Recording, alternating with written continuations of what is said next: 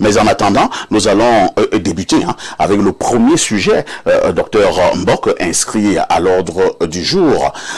Le président de la République a passé 74 jours à l'extérieur, c'est allé dans tous les sens, entre rumeurs, déclarations, opinions et contre-opinions. Finalement, le président de la République est rentré au Cameroun dans un contexte, j'insiste, où ça allait véritablement déjà dans tous les sens. Quel est d'abord le regard général que vous portez sur cette absence du président de la République et maintenant de cette arrivée que le RDPC a voulu, le parti du président, que le RDPC, disais-je, a voulu triomphal?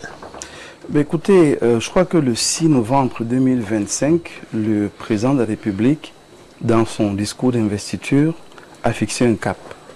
Et dans le cap qu'il a fixé, il a créé des attentes et les Camerounais se sont naturellement, quel que soit le bord, rangés dans le cap qui avait été fixé. Et dans ce cap, il était donc question non seulement de la prise en compte des peines, des difficultés, des récriminations, des malaises des Camerounais, mais également il y a eu des promesses. Et le Cameroun, à partir de ce moment-là, a estimé qu'il fallait attendre non seulement des réformes, mais le chef de l'État lui-même est venu ajouter le remaniement, les DG et même les 50 milliards de la cagnotte jeune, en rappelant aux jeunes et aux femmes que c'est votre mandat. Tout à fait. Une façon de dire mobilisez-vous. Donc en fait, l'agitation qu'il y avait eu, c'était une mobilisation qui commençait à se lasser. Parce qu'on vous dit mettez-vous en rang, préparez vos plats, vos cuillères et vos fourchettes, mais le repas n'est jamais servi. Donc le malaise était à ce niveau-là. Et je crois que c'est ce discours qui a créé le malaise. Parce que beaucoup de Camerounais, quand vous les écoutez, disent qu'ils n'attendent plus rien du chef de l'État actuel. Beaucoup n'attendent plus rien. On a eu l'impression que c'est un grand scepticisme. Voilà, il y a un grand scepticisme et je dis que ce discours est venu trouver un Cameroun qui était en rade, mais qui a créé une étincelle qui devrait normalement amener quand même les uns et les autres à se dire, même si on n'a plus totalement confiance, il y a quand même des signes qui montrent qu'on peut évoluer. Et ça devait commencer par les réformes. Et vous vous souvenez qu'à côté de cela, il y a eu la révision de la Constitution pour qui est le poste de vice-président. Donc, il y a eu tellement, j'ai envie d'appeler ça comme ça, d'agitation, qui ont amené les Camerounais à s'attendre à quelque chose quand le court séjour est annoncé. Pour la majorité des Camerounais, c'est un court séjour pour passer à l'action. Ce n'était pas un court séjour pour rester dans l'abstrait. L'abstrait parce qu'on n'a pas de photos, on n'a pas d'informations particulières, on a une communication brinque-ballante parce que d'aucuns disent il est en congé, d'aucuns disent il est en court séjour, d'aucuns disent c'est pour des questions de santé. Donc bref, on s'est retrouvé dans une cacophonie gouvernementale. Mais la cacophonie est simplement l'expression de l'exacerbation des attentes. C'est ça la seule chose qu'il faut dire, parce que ce soit sa présence au Cameroun ou sa présence à l'étranger, ce qui restait actuel et factuel était la promesse qui avait été faite et sa mise en route. C'est ce que les Camerounais attendaient. Quand sa présence, docteur, à ce qui martèle depuis un certain temps que pour le cas du président de la République du Cameroun, son absence est égale à sa présence. Bon, c'est excessif. Normalement, sur les symboles, l'absence devrait peser sur les symboles parce que, quand même, le chef de l'État incarne la République, il incarne la nation. Donc, le fait qu'il soit à l'étranger, il y a quand même un vide. Regardez simplement le symbole au niveau du Toudi, quand il n'est pas là, le drapeau est en berne. Donc, le symbole est quand même fort. L'absence d'un chef quand les troupes sont en guerre, parce que je rappelle que nous ne sommes pas en temps normal.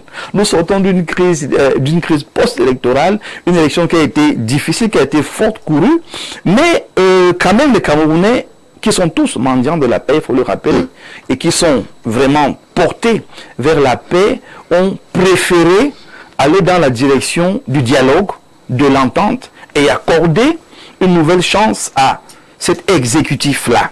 Donc son absence forcément joue un rôle. Maintenant, c'est une façon de communiquer un peu dans la provocation en disant qu'il soit là, qu'il soit pas là, ça change quoi. Donc, c'est juste un appel à l'action. Donc l'appel ici, le message qu'il fallait retenir, entendre clairement de ce qui était dit par ceux-là qui estimaient que sa présence ou son absence ne changeait fondamentalement rien, c'était simplement pour dire que après le 6 novembre, après le discours, après les informations qui ont été données, pourquoi il n'y a pas eu d'activité? Pourquoi il n'y a pas eu d'action? Beaucoup parlent d'aléas, beaucoup parlent de problèmes qu'on ne maîtrise pas, mais dites-vous bien que si on avait commencé au moins par les 50 milliards mis à disposition des jeunes, ça allait montrer qu'il y a quand même quelque chose qui peut se passer. Si on était passé à la nomination des DG, parce que dans un pays normal, un DG qui met 30 ans, c'est quand même fort. Parfait, c'est fort. C'est un record également pour le cas du Cameroun. Si ce record nous apportait une médaille ou une plus-value dans la trésorerie, ce serait une bonne chose, mais ça n'apporte rien du tout, en fait. Donc, pour sortir parfait, oui. Son retour dans le symbole, dans ce que le chef de l'État incarne, c'est positif, c'est agréable, mais nous restons sur notre faim dans la réalité de ce que, qu'il soit présent, qu'il soit absent, c'est l'action qui compte. Aujourd'hui, les Camerounais. Et parlant de ces actions, nous reviendrons en profondeur. Exactement. Je pense que c'est d'ailleurs le nœud du problème. En fait. Si vous en avez convenance, nous allons également accueillir l'honorable Adamou Koupiti qui nous a retrouvés sur ce plateau. Bienvenue, honorable. Bonjour, Perfecto. Comment vous allez?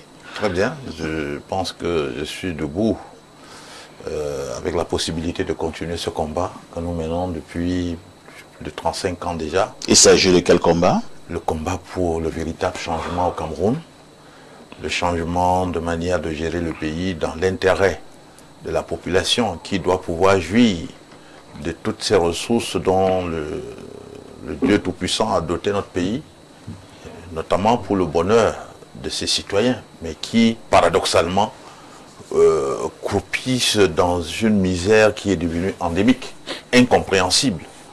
Le Cameroun est un Eldorado au regard de ses ressources naturelles, au regard de la qualité et de la quantité de ressources humaines dont nous disposons. Et on ne comprend pas pourquoi ce soit ce pays-là qui traîne les pas sur le chemin du développement et de la production du bien-être. Le président lui-même a dit à un moment donné dans une de ses adresses, qu'est-ce qui nous manque? Et nous avons envie de lui répondre, c'est la bonne gouvernance qui nous manque. Le même président également, pour vous qui parlez habituellement et continuellement du changement, rétorquait, est-ce que nous allons changer celui qui apporte le changement?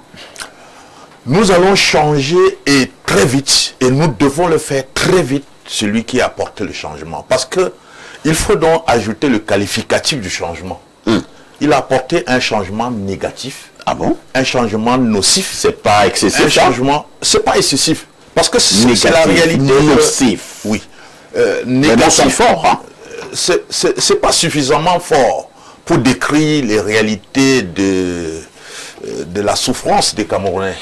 Vous savez, s'il fallait s'essayer d'évaluer ce que vous appelez, ce qu'on peut considérer comme changement, les gens vont nous dire que nous avons la liberté d'expression. Avant 82, on ne pouvait pas venir sur un plateau de télévision critiquer un chef de l'État. Je dis oui. Mais je vous mets au défi de montrer une seule nation, africaine, francophone ou anglophone, qui n'est pas dans cette liberté d'expression. Dans cette liberté d'expression. Et malheureusement, au Cameroun, j'ai toujours eu à le dire ici que parce qu'il ne l'a pas pensé, parce qu'il ne l'a pas voulu, le président de la République a tout simplement fait semblant de donner la liberté d'expression, qui pour moi n'est que la liberté de bavardage. La liberté de bavardage, pourquoi? Parce que tout le temps, chaque dimanche, chaque jour, vous ici à l'Info TV, vous développez des émissions politiquement instructives, mais qui permettent de jaillir des idées. Mais est-ce qu'en face, on capte ces idées-là pour les valoriser à l'effet d'intégrer dans les décisions publiques? On ne le fait pas. C'est ça qu'on appelle la liberté d'expression. La liberté d'expression est une liberté qu'on donne aux citoyens afin de leur permettre d'apporter leur contribution à la prise de décisions importantes qui solutionnent les problèmes quotidiens des citoyens. Or, nous avons l'impression qu'au Cameroun, c'est du chien à bois, la caravane passe. On vous laisse bavarder, tout simplement pour dire que bon, nous avons 500 chaînes de télévision, combien de radios, vous bavardez comme vous voulez, personne ne vous inquiète. Et donc c'est la liberté d'expression. Franchement, ce n'est pas ça. C'était pour moi ma manière de vous accueillir à l'honorable Koupita Damou. Vous êtes député de la nation, mais vous soutenez les idéaux de l'UDC. En face de vous, je vous passe la parole, Saint-Éloi Bidou, pour que nous allions un tout petit peu en profondeur, que ce soit maître, que ce soit Dr Mbok, que ce soit moi-même. Je disais tout à l'heure que l'essentiel n'était pas l'arrivée du chef, mais c'est quoi après l'arrivée du chef? Êtes-vous de ceux qui pensent qu'avec l'arrivée du président Paul Biya, quelque chose devrait bouger? Est-ce que les lignes pourront bouger? On a beaucoup critiqué l'inertie de la communication autour du chef de l'État, mais je voudrais rassurer les Camerounais que c'est des hommes très techniques qui savent mettre l'intelligence au service du mal. Oh là là. On a réussi à nous faire croire que l'essentiel c'était que le président rentre. Et vous voyez, tous les problèmes que nous avions se sont réduits à ce que est-ce que le président est rentré?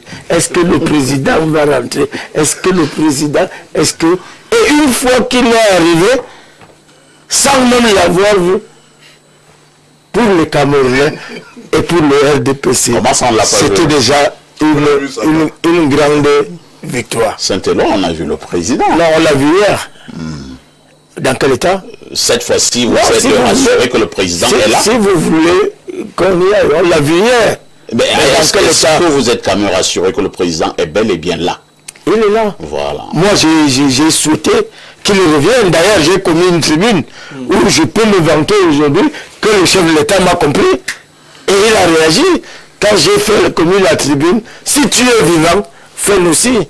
Parce que les auteurs de la théorie de la mort, la quatrième, je pense, et la quatrième du président, et le président a compris que le peuple avait besoin de lui et que le peuple était aux abois, que sa communication l'ait voulu ou non, il a répondu. Et de quelle manière? Par des actes de souveraineté. Seul le président de la République peut nommer un général. Et ça, j'ai dit que on peut s'en féliciter. Donc, la question de savoir s'il était vivant ou s'il était mort ne se posait plus pour moi.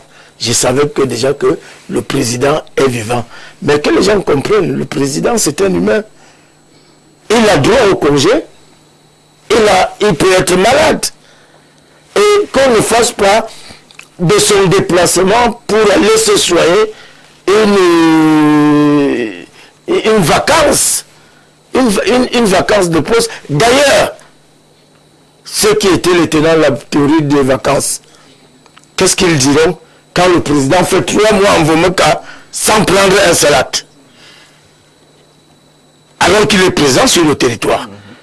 Et là, étant absent du territoire, cette absence hautement décriée, le président, depuis le début de l'année, n'a jamais été aussi prolixe en un mois. Il y a eu des décrets qui suffisent à démontrer que le pouvoir n'est pas dans la rue. Le pouvoir s'exerce et il s'exerce là où il doit s'exercer. Bon, maintenant, oui.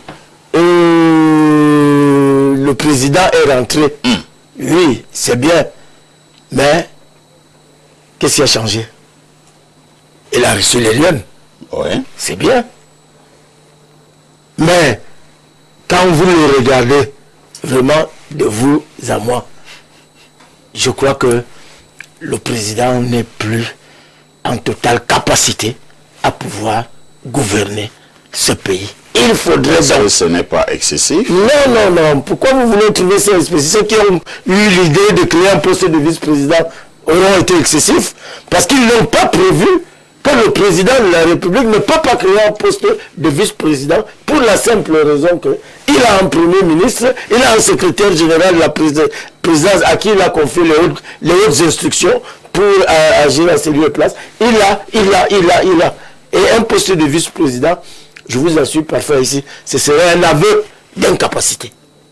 Et ça, le président, comme il n'était même pas d'accord avec la création de cette histoire-là, d'ailleurs, un député comme Koupi s'en est insurgé à l'Assemblée sur la précipitation, je crois qu'on commençait à vivre là le début d'un coup d'État institutionnel. Merci, Kopita Saint-Éloi Bidou.